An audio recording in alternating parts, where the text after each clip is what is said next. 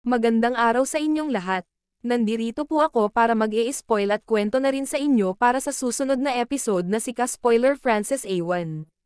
Spoil ko sa inyo ang magaganap sa bagong episode ng One Piece 1113. Ito ay kinakaabangan sapagkat ang nakalipas na kabanata noong nakaraang linggo ay sobrang nakakabitin naman at puno ang sorpresa. Sa numerong 1113 rin ito ay maraming revelasyon, pangyayari at mahalagang nangyari nung nakaraan ang mabibigyan ng kahulugan at mapag-uusapan. Bago ang lahat, i-like at i-share nyo muna ang videong ito. Huwag nyo na ding kalimutan ang mag-subscribe sa aking YouTube channel para bilang suporta. At ayan, umpisahan ko ng mag-spoil. Eto na ang full spoiler ng Chapter 1113. Bale ang color spread na may pabalat o pangungusap na, ang hari ay isang panlaban na piraso. Si Nico Robin ay naglalaro ng chess, at ang lahat ng mga piraso ng chess sa chessboard ay ang natitirang mga tauhan ng Straw Hat. Una, sabi ng isang pyesa ng chess, na tinatawag na pawns o sundalo, bale dito si Chopper, 7 iba't ibang choppers na nakasuot ng knight's armors. Pangalawa, ang rocks o tinatawag na tower o tore, sina Frankie at Jinbei naman ito, si Frankie ay nakasuot ng tower custom at Jinbei, nakasuot ng knight's armor, ay nasa ibabaw ng tore. Pangatlo, kabayo o knight sa English, yung palaging nag-aaway at di nagkakaintindihan na sina Zoro at Sanji, parehong nakasakay sa mga kabayo at nakasuot ng mga sandata ng kabalyero. Pang-apat, mga obispo, sina Brook at Usopp naman. Si Brook ay isang salamangkero at si Usopp ay isang mamamana. Pang-lima, ang reyna, si Nami naman ito, nakaupo siya sa isang trono na may korona sa ulo. Pang-anim, ang hari o king, syempre walang iba kundi ang pinakabida sa One Piece story si Luffy na naka-gear 5, hinawakan ni Robin si Luffy para ilipat siya sa chessboard. Eto pa simulan na natin ang pagkwento sa inyo. Nagsisimula ang kabanata kung saan nagtapos ang huli. Ang nakita ni Mars sa dulo ng huling kabanata ay isang higanteng tangke, na may napakalaking ulo ni Tandang Vegapunk sa loob, may buhok pa ang ulo ni Tandang Vegapunk, ha ha ha. Si Mars ay nagsabi, kaya ang bagay na ito ay buhay pa rin kahit nawala ka na. Ano nga ba ang kamatayan? Saan naninirahan ang kamalayan? Ito ba ay, ikaw, Tandang Vegapunk? Si Mars ay nagsasalita sa kanyang sarili at patanong niya kay Tandang Vegapunk. Tumapak si Mars sa, Hai Shinden Mushi, ngunit peke ang shell at natuklasan ng Mars na sa loob ay mayroon lamang isang normal na Denden Mushi. Nagsimulang magpanik si Mars dahil hindi niya alam kung saan itinago ni Tandang Vegapunk ang tunay. Ngayon nakita natin kung paano naghihintay ang mga tao sa buong mundo sa mensahe ni Tandang Vegapunk. Sa Syrup Village, paalala ko na dito village lumaki si Usopp, nakita namin sina Kaya, Mary, Ninjan, Piiman at Tama Negi na tinatalakay ang tungkol sa Tandang Vegapunk at ang epekto nito sa medikal na mundo. Sa Twin Cape Lighthouse, pinakikinggan ni Crocus ang mensahe ni Tandang Vegapunk kasama si Lebon. Sa Baltimore, binanggit ng matanda na si Frankie ay naging isang barko ngayon. Nakikita rin natin ang mga reaksyon sa Torino Kingdom, Hachinosu, nakikita lamang natin ang mga reaksyon mula sa mga random na pirata, walang sino man mula sa Blackbeard Crew, at iba pang mga isla. Ang oras ay tapos na at ang Tandang Vegapunk ay nagsimulang magsalita. Nakikipag-usap ang Mars sa ibang Guruzi.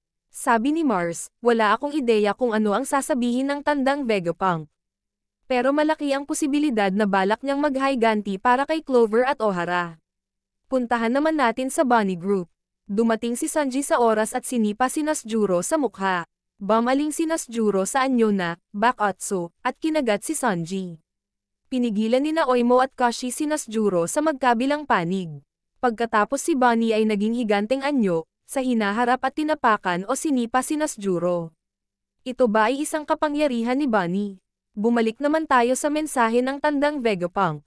Ipinaliwanag ni Tandang Vegapunk na nakagawa siya ng 2 malalaking kasalanan, pero hindi niya sinasabi kung ano ang mga kasalanang iyon sa kabanatang ito, ibig sabihin, mahuhuli siya o mapatay.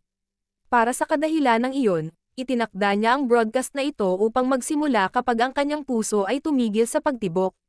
Puntahan naman natin ang mga reaksyon ng mga tao sa buong mundo, sa pagkamatay ni Tandang Vegapunk. Nakita natin si Caesar at Judge sa Germa Kingdom. Umiiyak si Caesar na nagsasabing pinaghirapan niya ang Tandang Vegapunk.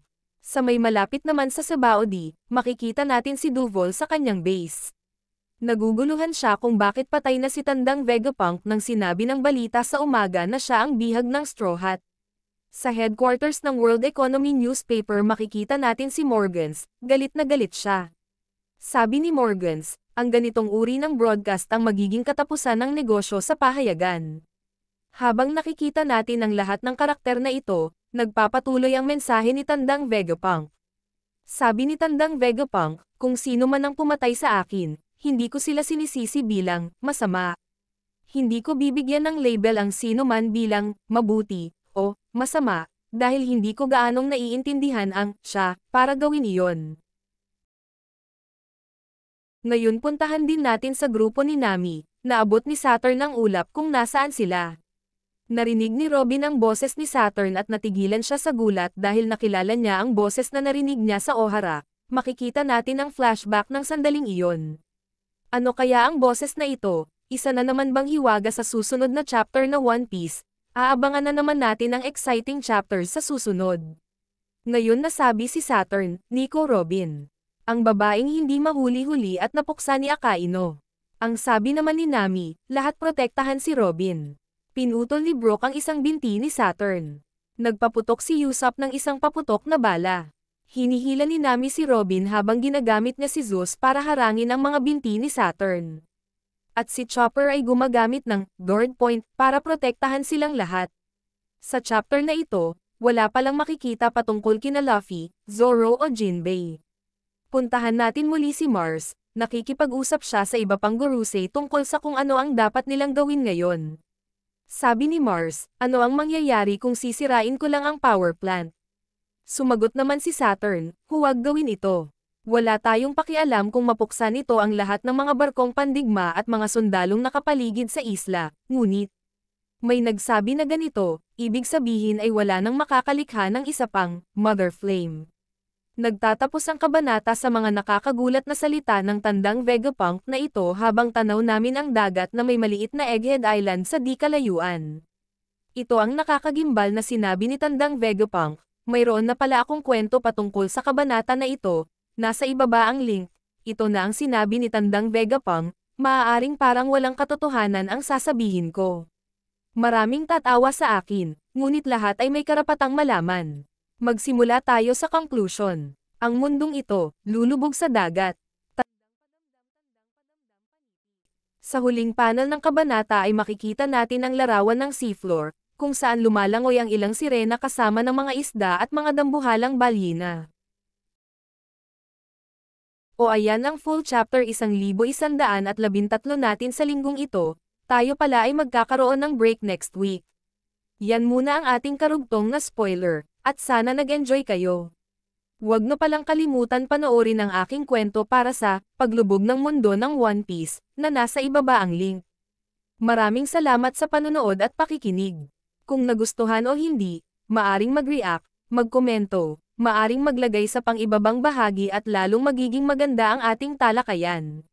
Huwag nyo ring kalimutan, i-like, i-share at i-subscribe ang aking channel.